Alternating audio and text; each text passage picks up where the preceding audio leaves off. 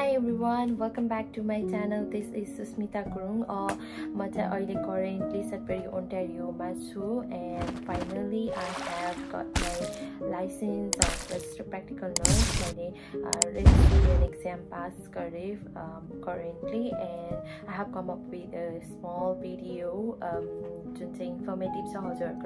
Mainly this is a video for the internationally educated nurses who is looking forward to join us out here in Canada as a registered nurse or the registered practical nurse. तपाईहरु सबैजनाले चाहिँ very first step भनेको चाहिँ NNS process हो. त्यसको बारेमा बुझ्नुस् हैन. I will keep you the link down below the NNS को. अनि त्यसमा गइसकेपछि how is the NNS process को बारेमा भनेर बुझ्नु. NNS applicant handbook पनि छ त्यहाँ. थोरैले जान्नु. मैले चाहिँ सर्टकट समरीमा चाहिँ सरर भनिदिन्छु यहाँ भिडियोमा हैन. त्यो चाहिँ हजुरले चाहिँ डिटेलली बुझ्नु भयो भने छ. कुनै पनि इन्फर्मेसन मैले छुटाएको छु or क्वेरी छ भने हजुरले मलाई DM गर्न सक्नुहुन्छ and I will try to get you. See you in the video. Hello everyone. I'm going to take you in the ride in NNS login Canada right here. First NNS welcome page is my National Nursing Assessment Service, especially designed for internationally educated nurses who are residing in Canada and outside in Canada. First हामीलाई account create गर्नुपर्ने हुन्छ. अनि account create गरिसक्नु भइसकेपछि मागेको डिटेल्सहरु सबै feel up गर्दै जानुस्. अनि यहाँ हामीले फर्म चाहिँ जनरेट हुन्छ after the payment. So payment चाहिँ अनलाइन नै हो, जुन चाहिँ US डलरमा पे गर्नुपर्ने हुन्छ, not in the Canadian dollar.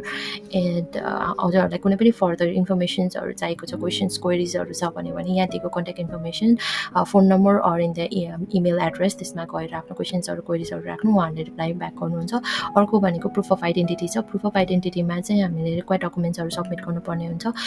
त्यो भन्दा अगाडि हामीले आफ्नो अकाउन्ट क्रिएट गर्न भन्दा अगाडिपटि हामीलाई चाहिँ जान्न जरुरी छ what is national nursing assessment services भनेर. यसमा चाहिँ download the IN applicant handbook भनेर यहाँ लास्ट बटम निर छ. यो चाहिँ डाउनलोड गर्न सकिन्छ हैन. यो डाउनलोड गरिसकेपछि here we go. First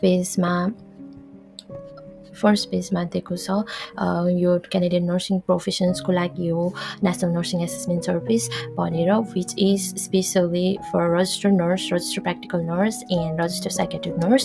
Registered practical nurse is also like licensed practical nurse पनि भनेर यहाँ भनिरहेको हुन्छ.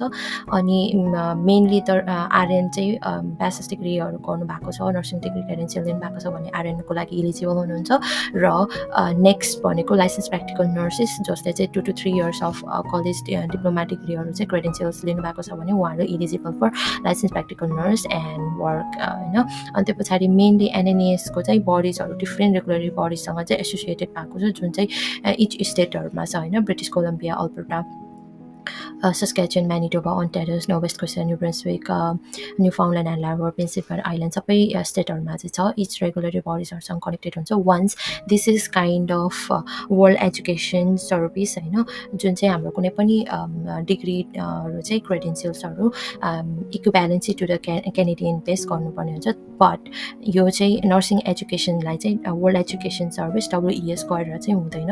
NNS प्रोसेसको थ्रु नै जानुपर्ने हुन्छ इन्टरनेशनल एजुकेटेड नर्सेसको लागि हैन. सबभन्दा फर्स्टमा चाहिँ यहाँ NNS को लागि रेस्पोन्सिबल छ भनेर छ. यहाँ चाहिँ यहाँ फर्स्टमा चाहिँ आइडेन्टिटी डकुमेन्ट्सहरु चाहिँ उनीहरु भेरिफाई गर्छ. त्यो पछि डकुमेन्ट्सहरु कुन जुनै पनि हामीले सेन्ड गर्छौं त्यो चाहिँ नर्सिङ क्रेडेन्शियल्सहरु भेरिफाई गर्छ. अनि क्यानेडियन बेससँग चाहिँ कम्पेयर गरेर एन्ट्री टु प्र्याक्टिस कम्पिटेन्सीजमा एलिजिबल छ कि छैन, कम्पिटेन्सी ग्यापहरु छ कि छैन भनेर चाहिँ कम्पेयर गरिसकेपछि उनीहरुले एउटा चाहिँ रिपोर्ट बनाउँछ, एडभाइजरी रिपोर्ट भनेर भन्छ, जुन चाहिँ हैन. अनि अर्को भनेको चाहिँ यहाँ टपमा आएर यहाँ पनि भनेको छ except in Quebec, Yukon and north west territories require INs to apply through NNS भनेको छ हैन. हजुरहरूलाई चाहिँ मेनली अन्टारियोमा बस्नेहरू चाहिँ धेरैजनाहरू हुनुहुन्छ अर फर्दर अरू चाहिँ क्युबेक युकोन यहाँ भनेको नर्दर्न वेस्ट टेरिटोरिजहरूको लागि चाहिँ एक्सेप्ट छ अदरवाइज यहाँ माथि जुन जुन रेगुलेटरी बडिजहरू छ उनीहरूसँग एसोसिएटेड भएको कुनै पनि ठाउँमा हजुर रजिस्टर नर्स र रजिस्टर प्र्याक्टिकल नर्स भन्न चाहनुहुन्छ भने it's for NNS process we have to go through होइन अनि अर्को भनेको चाहिँ यहाँ चाहिँ मोस्टली हु इज इलिजिबल भनेर छ यो इलिजिबलमा चाहिँ पोस्ट सेकेन्डरी नर्सिङ एजुकेसन प्रोग्रामहरू गर्नुभएको अनि Canadian never work as a licence nurse in the Canadian professions होइन अनि यसमा चाहिँ हामीहरूले एउटा एनएनएस प्रोसेसको एउटा काइन्ड अफ लेन्दी नै छ प्रोसेस बट इजी छ आफ्नो अकाउन्ट क्रिएट गर्ने त्यो पछाडि एनएनएस एप्लिकेसन फर्म कम्प्लिट गर्ने अनि त्यसमा 24 to 48 आवर्समा चाहिँ आफूले पेमेन्ट गरिसके पछाडि त्यहाँ फर्म जेनेरेट हुन्छ त्यो फर्म चाहिँ आफूले सबै कम्प्लिट गर्नुपर्ने हुन्छ इच रेगुलेटरी बडिजहरूबाट अनि अर्को भनेको यहाँ म हजुरहरूलाई सिधा तल लान चाहे which is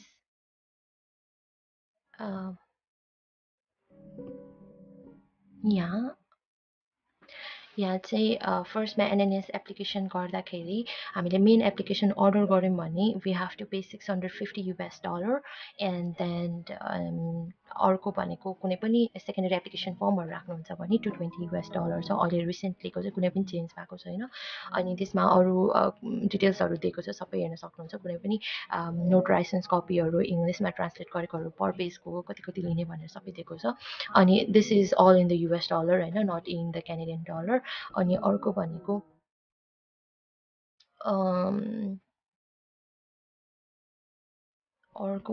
म हजुरहरूलाई के भन्न लागेको थिएँ भने यहाँ छ वान्स हामीले कम्प्लिट फर्म पे गरिसके पछाडि we have to provide the identity documents होइन जुन चाहिँ notarise copies of 2 forms of identifications directly चाहिँ एनएनएसलाई सब्मिट गर्नुपर्ने हुन्छ which can be either acceptable photo IDs होइन जुन चाहिँ passport driver licence or other government issued ID फर्म्सहरू भयो अर नेक्स्ट भनेको चाहिँ कुनै पनि हजुरहरूको पहिला र अहिलेकोमा नेम चेन्जहरू भएको छ भने इन्क्लुड गर्दा बेटर कुन हुन्छ भने marriage certificate or divorce certificate legal name change document कुनै पनि पहिला यो भएको थियो अहिले यो छ यस्तो or the birth certificate you can add with that or त्यसमा चाहिँ आइडेन्टिटी डकुमेन्ट्समा चाहिँ at least one form of the identification must continue photo and the signature होइन जुन चाहिँ हजुरले पासपोर्ट युज गर्न सक्नुहुन्छ एक्सपायर डकुमेन्ट्स चाहिँ कुनै पनि एक्सेप्टेड हुँदैन पठाउनु पनि हुँदैन यो चाहिँ सबै नोट्री गरेको हुनुपर्छ होइन अनि यो चाहिँ नोट्री गर्दाखेरि नोट्री गर्ने लिगल बडिजहरूको थ्रु एउटा चाहिँ आफूले कपी बनाउने जसमा चाहिँ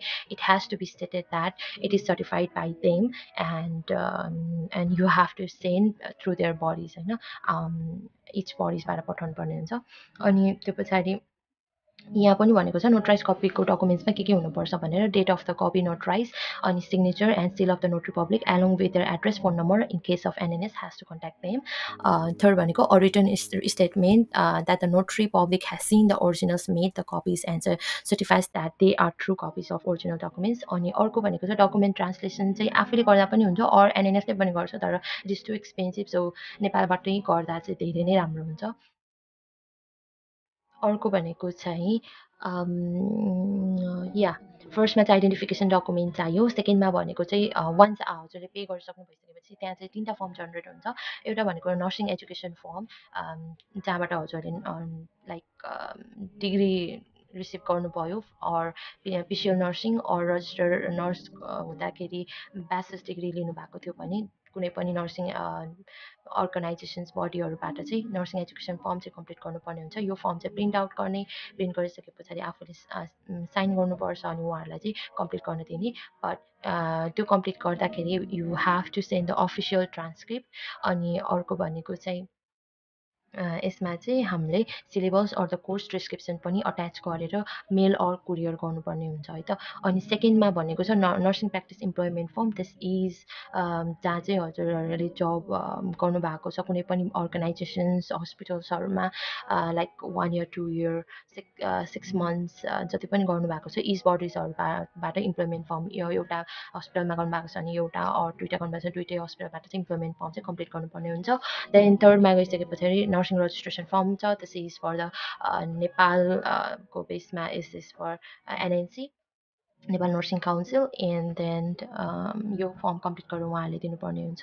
अनि अर्को 4th नम्बरमा आएर हामीलाई चाहिने भनेको proof of language proficiency document that is accepted the English language and the French. English ल्याङ्ग्वेजमा चाहिँ यहाँ एक्सेप्ट गर्छ एनएनएसले जुन चाहिँ आइएल्स अर द सेल्भन। आइएल्सको लागि चाहिँ यहाँ रिक्वायरमेन्ट्स दिएको छ, lowest acceptable score is speaking 7, listening 7.5, reading 6.5, writing 7.5 and the overall 7। and the Sylvan is English education English test Canadian English language benchmark assessment for nurses. It has the lowest acceptable scores, speaking 8 and listening 10, reading 8 and writing 7. Then French if possible गर्दा हुन्छ, otherwise English is the best choice हैन।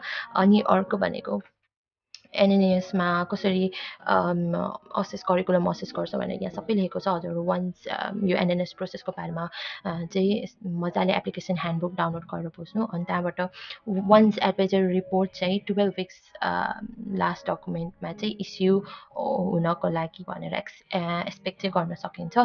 अनि complete भइसके पछाडि it is go to the next bodies होइन, कुनै पनि nursing bodies like अन्टारियोको केसेसमा college of nurses of Ontario, उहाँसँग डिरेक्ट एडभाइजरी रिपोर्ट जान्छ। त्यो गइसके पछाडि you have to create a profile in the CNO, अनि त्यो पछाडि further process for examinations and meeting the रिक्वायरमेन्ट्सहरू चाहिँ गर्नुपर्ने हुन्छ।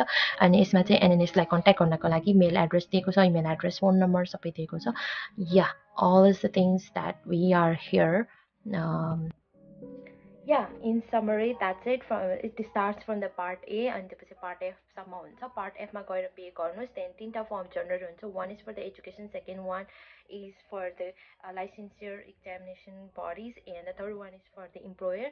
त्यो 3टा फर्म कम्प्लिट गरेर also the identification document notarize गरेर अट्याच गरेर I mean छुट्टै बडिजहरूको छुट्टै डकुमेन्ट्सहरू चाहिँ हजुरलाई मेल अर द कुरियर गरेर एनएनएसको एड्रेसमा पठाउनु पर्ने हुन्छ। देन यसको चाहिँ 12 मन्थ्सको टाइम फ्रेम छ। सो 12 मन्थ्सको टाइम फ्रेम भित्रपट्टि सबै डकुमेन्ट्सहरू कम्प्लिट गर्नुभयो भने then easily and fast NNS advisory report generate हुन्छ and you are good to go and sit in the NCLEX examinations or REXPN or CPNR examinations।